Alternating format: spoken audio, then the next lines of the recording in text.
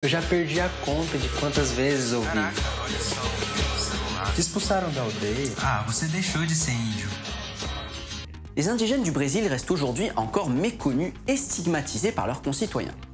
Alors, la jeune génération a décidé de prendre la parole sur YouTube. L'objectif, lutter contre la désinformation dont sont victimes les indigènes. Avec ces vidéos, notre observateur Cristiano Ariu espère donner aux Brésiliens une vision plus actuelle des peuples indigènes. L'objectif de ma chaîne, c'est de démystifier les questions indigènes au Brésil. Ce que j'ai compris en tant que jeune en échangeant avec les autres, à l'école, c'est que les gens ne connaissent pas du tout notre culture.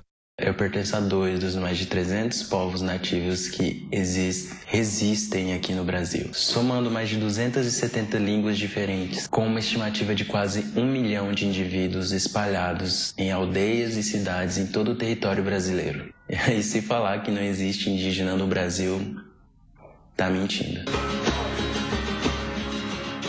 Quand j'étais au collège, il y avait dans les livres d'histoire à peine 1 ou 2 pages sur les peuples indigènes.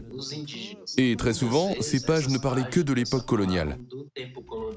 Les indigènes du Brésil se battent depuis des années pour faire délimiter leurs terres et les protéger des entreprises qui en exploitent les ressources naturelles. Pour Cristiano Ariu, ces vidéos sont aussi un moyen de prendre part à ce combat.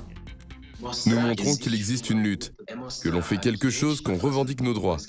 C'est nécessaire parce que ces mobilisations ne sont pas évoquées dans les médias.